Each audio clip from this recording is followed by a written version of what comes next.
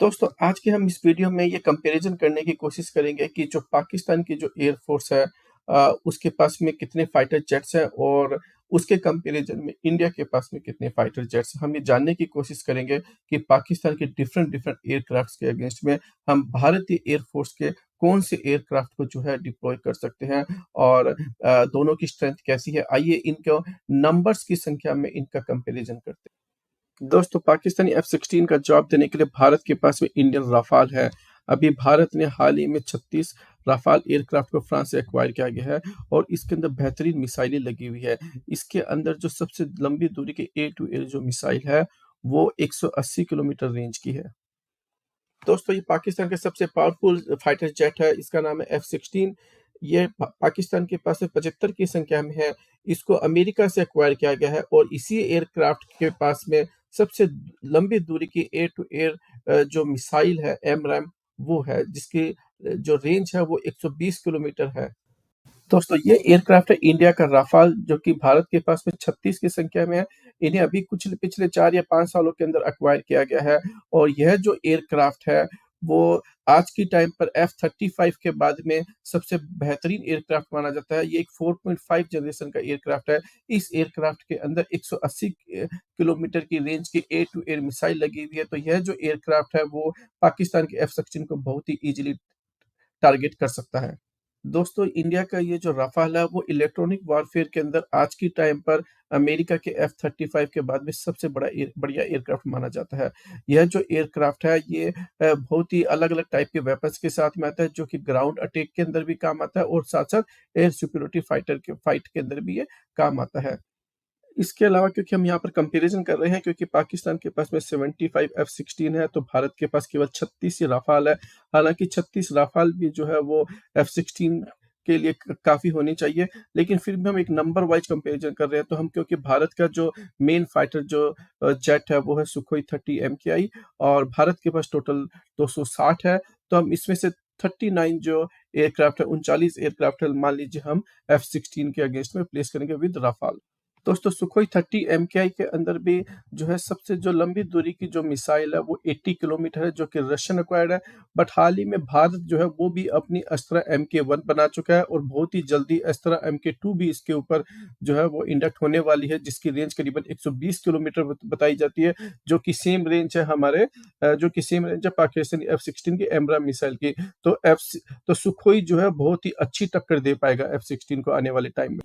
F-16 के बाद में पाकिस्तान का जो सबसे बेहतरीन एयरक्राफ्ट है वो है JF-17 एयरक्राफ्ट। ये चाइना की मदद के साथ में को-प्रोडक्शन बनाया गया है इस एयरक्राफ्ट को और ये एक पाकिस्तान के अंदर ये सेकंड नंबर का एक अच्छा एयरक्राफ्ट माना जाता है। इसके पास पाकिस्तान के पास में ये टोटल 134 की संख्या में है और भारत जो है इसके मुकाबला जो है वो सुखोई 30 एमकेआई के साथ ईज़िली कर सकता है क्योंकि भारत के पास में 260 सुखोई 30 एमकेआई है, तो हम मानते हैं कि 134 एयरक्राफ्ट इसके अगेंस्ट में यूज़ कर सकता है।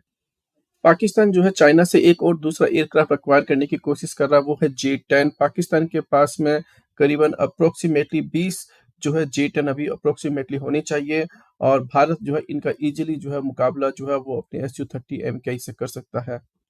अगले जो एयरक्राफ्ट है पाकिस्तान के पास में वो मिराज 3 एयरक्राफ्ट है। ये जनरली एक स्ट्राइक एयरक्राफ्ट है और ये टोटल 80 की संख्या में है।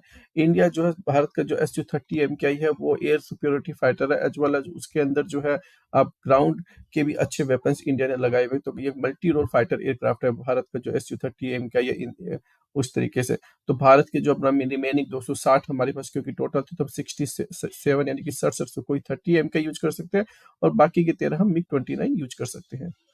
दोस्तों, ये इंडिया का मिग-29 है और भारत के पास में ऐसे टोटल 65 एयरक्राफ्ट है और कारगिल वॉर में इस एयरक्राफ्ट ने बहुत बड़ी रोल प्ले किया था और इस एयरक्राफ्ट के डर से पाकिस्तान की जो एयर फ़ोर्स है, वो भारतीय बॉर्डर के पास में आने से भी डरते थे। इसके अलावा पाकिस्तान के पास मिराज 5 भी है, वो उनके पास 90 की संख्या में है और इंडिया इनका ईज़िली जो मुकाबला है वो मिग-29 के थ्रू कर सकता है। भारत के जो रिमेनिंग 52 जो एयरक्राफ्ट है मिग-29 का वो इनका बहुत ही अच्छे तरीके से मुकाबला कर सकते हैं और भारत का जो इंडिजीनियस एयरक्राफ्ट है वो है तेजस, जिसको हम लाइट कॉम्बैट एयरक्राफ्ट के नाम से भी जानते हैं, वो 40 की संख्या में है। तो भारत जो है इनका बड़े ईज़िली जो है मुकाबला कर सकता है।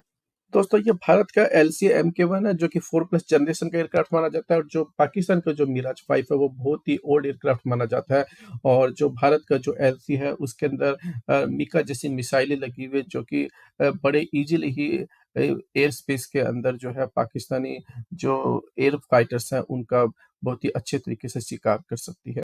दोस्तों अब पाकिस्तान के पास में जो लास्ट एयरक्राफ्ट है वो है जी7। पाकिस्तान के पास में ये एयरक्राफ्ट 140 की संख्या में है और ये बहुत ही पुरानी एयरक्राफ्ट है और पाकिस्तान भी इनको रिटायर करने जा रहा है। भारत के पास में जो एयरक्राफ्ट है वो मिग-21 है 100 की संख्या में जो इसका बड़े ईज़िली से मुकाबला कर सकते हैं और बाकी जो है जैगुआर है 140 की संख्या में और मिराज 2000 है ये वही एयरक्राफ्ट है जिसने बालाकोट के अंदर स्ट्राइक की थी। भारत के पास में ऐसे 48 जो है एयरक्राफ्ट अभी इन्वेंटरी में है। आज की इस वीडियो में इतना ही दोस्तों। हमने इस वीडियो में ये कोशिश करी है कि जो पाकिस्तान की जो एयर फ़ोर्स की जो फाइटर जेट्स की जो स्ट्रेंथ है और भारत की जो फाइटर जेट्स की जो स्ट्रेंथ है वो क्या है और हम एक-दूसरे के अगेंस्ट में कहाँ स्टैंड करते हैं। हम इस वीडियो से ईज़िली बता सकते हैं आपको कि पाकिस्तान की जो एयर फ़ोर्स है वो इंडियन एयर फ़ोर्स के आगे कहीं भी नहीं ठहरती है।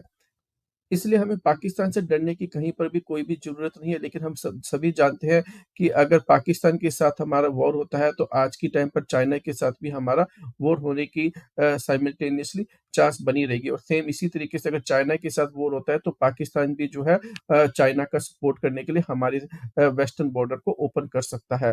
तो वहाँ पर हमें थोड़ी सोचने की ज़रूरत होगी और इसलिए भारत को जल्दी से जल्दी 5th जनरेशन के एयरक्राफ्ट एक्वायर करने चाहिए। आज के इस वीडियो में दोस्तों इतना ही। आप बताइए आपको ये वीडियो कैसा लगा और अपने कमेंट सेक्शन में अपनी जो राय है वो लिखना मत भूलिएगा और इस वीडियो को ज़्यादा से ज़्यादा शेयर कीजिए और हमारे चैनल को सब्सक्राइब कीजिए सो दैट कि हम जो भी नया वीडियो डालें वो आपके पास तुरंत जो है वो पहुँच जाए।